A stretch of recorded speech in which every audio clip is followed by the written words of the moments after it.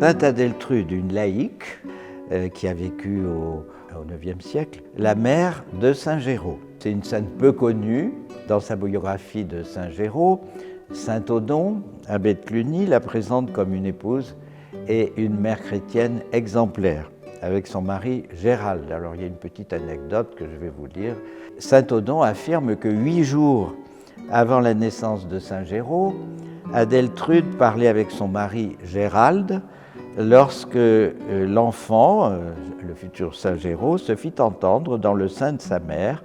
3 fois de suite, il poussa un petit cri que tous deux entendirent très bien. Ils furent même assez surpris. Ils appelèrent les serviteurs pour voir s'il y avait un enfant dans la pièce. On leur dit que non.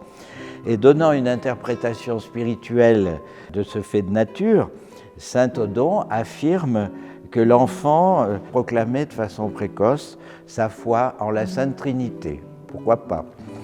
Les parents de Saint Géraud étaient donc des chrétiens fervents, ils s'entouraient de clercs, étaient assidus à la prière, à la célébration des offices liturgiques et de la messe, et ils firent donner à Saint Géraud une éducation soignée, tant sur le plan physique, sportif même, que sur le plan intellectuel. Sainte Adèle-Trude venait en aide aux pauvres et elle a transmis cette préoccupation sociale à son fils, et au point que, par son témoignage de charité envers les plus pauvres, elle a mérité d'être appelée la première fondatrice d'Aurillac.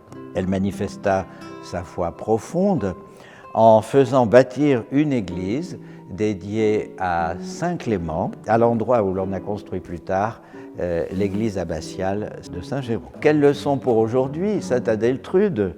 Bon, d'abord la faire connaître un peu, parce que même à Aurillac, il faudrait qu'elle soit connue comme mère chrétienne, épouse et en même temps très préoccupée de l'action sociale aujourd'hui, qui est une caractéristique essentielle de notre époque. Comment s'occuper des plus modestes, des plus pauvres qui ont bien besoin de notre aide, de notre solidarité.